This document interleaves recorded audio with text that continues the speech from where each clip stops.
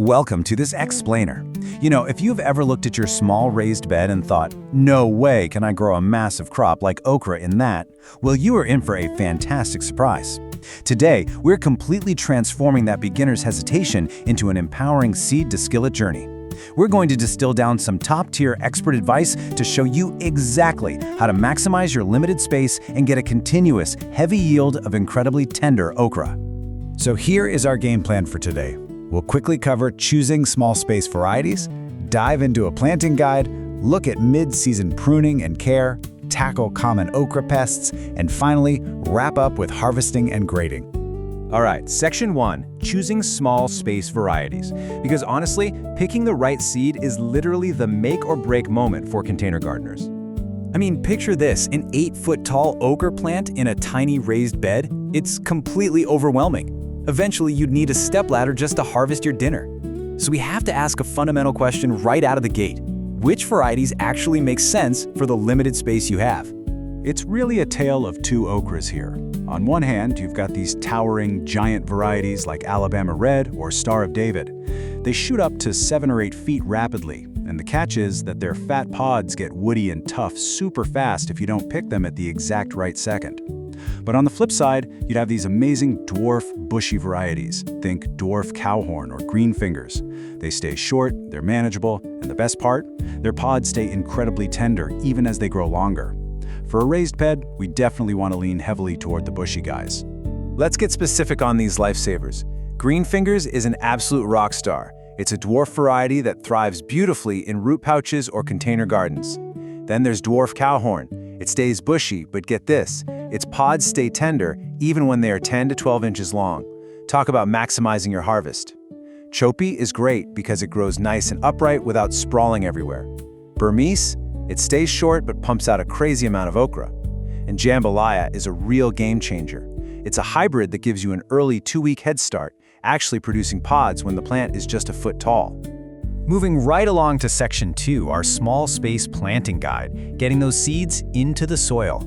70 degrees Fahrenheit. Seriously, write that number down. Okra absolutely despises cold dirt. If your soil temperature is hovering below 70 degrees, those seeds will just sit there and refuse to germinate, period. You've got to wait for things to warm up or start them indoors if you really want to jump the gun on spring. Okay, so how do we actually maximize that raised bed? First off, like we just said, wait for that 70-degree soil. Step 2 is a brilliant pro tip. Okra seeds have this incredibly thick outer capsule. If you soak them in water for a few hours, or just take some fingernail clippers and carefully nick the rounded end, you'll speed up germination like you wouldn't believe. Step 3, plant them in double rows to squeeze every ounce of yield out of your small space. And step 4, cover them lightly, but, and this is absolutely crucial, hold off on the pre-plant fertilizer. If you feed them too much right away, you risk growing a massive, lush, beautiful plant with 0 okra pods. You actually want to starve them just a little bit at the beginning to trigger pod production. All right, section 3, pruning and care strategies. Let's talk mid-season maintenance. The experts are actually a bit split here, and you have 2 distinct philosophies to choose from. We've got the ease of harvest approach, sometimes called the lazy method. This is where you prune off the lower lateral branches so your okra looks like a cute little palm tree with maybe 1 to 3 main stalks. It keeps the bed super manageable, and picking the okra is a total breeze. On the flip side, there's the leaf production theory. The idea here is simple. Don't prune at all. More leaves equal more photosynthesis, which directly equals higher fruit yield. It's totally up to you whether you value an easy, unobstructed harvest in a tight space or just maximum leafy growth. Now, I need you to hear this because it's an absolute game changer. Succession planting. We aren't just doing this for fun, it's practically a survival tactic. As summer drags on, older okra plants inevitably succumb to devastating root issues and their production just tanks. But if you plant a new round of seeds a few weeks behind your first batch, those young backup plants are ready to step right up just as the old ones are failing.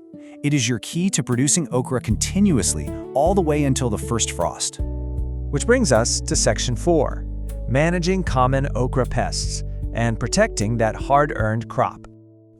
Playing detective in the garden is actually pretty easy once you know what to look for. See ants marching up and down your stems? They're probably guarding aphids right under the leaves.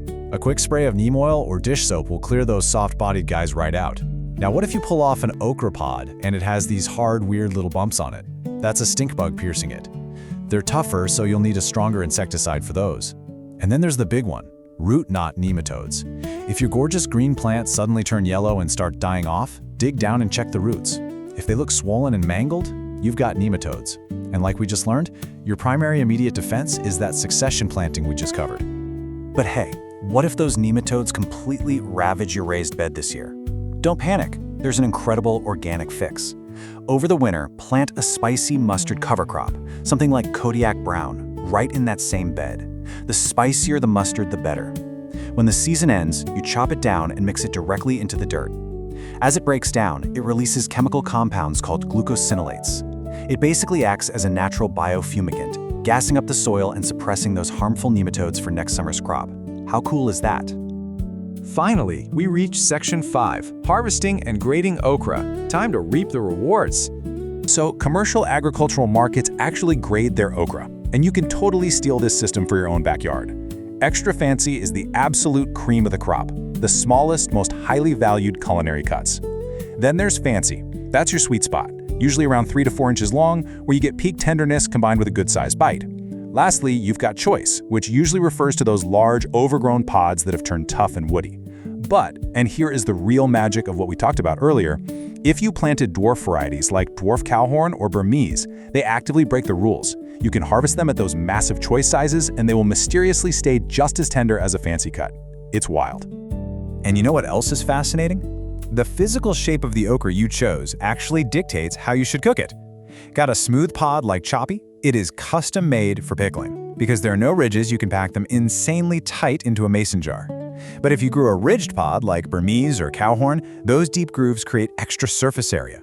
That means they soak up significantly more breading, making them the absolute undisputed kings of the frying skillet. So, armed with the knowledge of the right dwarf varieties, the perfect soil temperatures, and exact harvesting, the only thing left to do is go plant. But honestly, it leaves us with an even bigger question to think about.